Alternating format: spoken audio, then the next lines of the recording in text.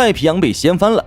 2026年7月6日中午12点，一枚巨型战略核导弹突然从北京沿海的水下腾空而起，紧接着像离弦之箭一样直插云霄，最终跨越4300多英里，准确砸在了南太平洋所罗门群岛附近的海域。没错，北京又往太平洋扔真理大棒了。与以往不同的是，这次试射，整个华盛顿、东京还有堪培拉都拉响了最高警报。为什么？因为这种跨越太平洋的长程弹道导弹试验，北京建国以来一共也就搞过3次。第一次是1980年，第二次是2024年，而前2次那都是火箭军在陆地上打的东风。但这第3次，也就是眼前的这一次，是北京建国70多年来第一次由核动力战略潜艇直接向太平洋公海公开发射洲际弹道导弹。看到这个新闻，我浑身的汗毛都立起来了。因此这次试射最诡异、最让整个北约抓狂的地方，不在于它飞得有多远，而在于国际军事分析圈都不知道这枚导弹到底是什么型号，北京核潜艇到底是在哪儿按下的发射电钮。现在的全球军事圈简直就像一个大型的打脸现场。路透社、美联社、华尔街日报这几家国际媒体大佬盯着北京发布的几张模糊照片，眼睛都快看瞎了。可是看来看去，他们愣是没敢给出一个准信儿，全都在玩保留意见。为什么？因为北京这次把信息极简主义玩到了极致，官方通报只有一句话：年度例行训练，模拟弹头落入预定海域，没了。连发射潜艇的型号、飞行的确切距离、弹体的具体规格，通通都是顶级机密。就在北约大佬们咬着笔头不敢说话的时候，台湾这边的秘书长吴钊燮还有顾立雄部长坐不住了，急急忙忙跳出来爆了个猛料。据中时新闻网8日的报道，顾立雄和台军情司室次长谢日升公开表示，根据台军掌握的联合情报监侦和多元情报，北京设计的应是巨浪2型导弹。而更绝的是，谢日升还补充说，经过他们掌握推估，这枚洲际导弹极有可能是在海面上发射的。这话一出，稍微懂点军事的人估计下巴都要掉下来了。战略核潜艇最核心的威慑力就来自于4个字：静音匿踪。结果在台当局眼里，北京大费周章的把核潜艇开到公海，然后像一条大鲫鱼一样浮出水面，光天化日之下大摇大摆打出一发洲际导弹，这不纯纯招笑吗？那么这枚导弹到底是巨浪2还是巨浪3？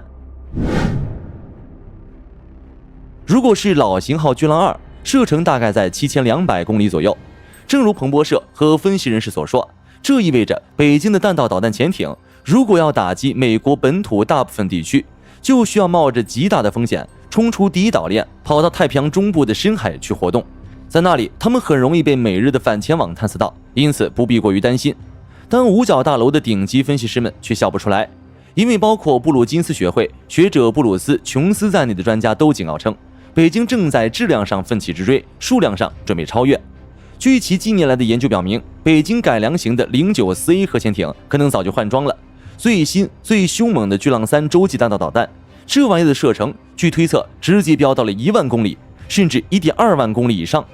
如果换装了巨浪3，北约前军控中心主任阿尔伯克提到的堡垒战略将变成现实。北京战略核潜艇根本不需要去太平洋深海冒险，他们只需要舒舒服服的待在自家的渤海湾或者南海，就能完成对目标本土的打击。而且在自家海域周围还有大批的055万吨大驱反潜机重重保护，敌军根本进不来。在这个绝对安全的水下堡垒里，只要一按电钮，巨浪3就能越过第一岛链，直接给地球任意一处地点送去真理。这才是真正让华盛顿夜不能寐的原因。用乔治城大学教授麦艾文的话说，就是北京正在试探美国国防战略的边界，向世界宣告其已经拥有了完全具备作战能力的3位一体核力量。面对这种极致的物理真理，美国驻华大使馆发表的声明翻来覆去还是那几句苍白的不透明、背道而驰。只是这样的发言在纯粹的军事力量消长面前有些显得无力。只是北京为何突然毫无征兆地进行此次试射呢？怎么把视角拉高？2026年的今天，全球局势像个火药桶，日本在疯狂扩军，澳大利亚在卖核潜艇，美日菲各种联演搞得热火朝天。在这种背景下，北京选择在7月6日这天从水底下给全世界看个大宝贝，明显就是在用最原始、最直接的物理语言在跟世界对话。位于堪培拉的澳大利亚战略政策研究所执行所长贾斯汀·巴西说得非常直接，他说，北京是在告诉世界，它拥有一根非常粗大的大棒，足以用来在太平洋称霸，特别是针对澳大利亚。前阵子还跟太平洋国家斐济签安全协议，觉得自己能在南太平洋圈地盘，结果一转眼，这根1万多公里长的大棒精准地掉在了所罗门群岛附近，这警告意味还不明显吗？正如巴西所说，北京就是在警告某些国家，你们那些对抗、遏制、干涉的手段可以到此为止了。当然，我们要保持客观，正如环球时报所说，海基核力量可以在太平洋广阔公海的任意点位实施稳定的战略反击。这种试射不是为了发动战争，而是在用绝对的火力去构建一个新的平衡，去预防战争。北京正在以一种全新的方式彰显力量。截至目前，虽然仍有部分北约学者认为北京的隐身技术比起美俄老牌强国仍有距离，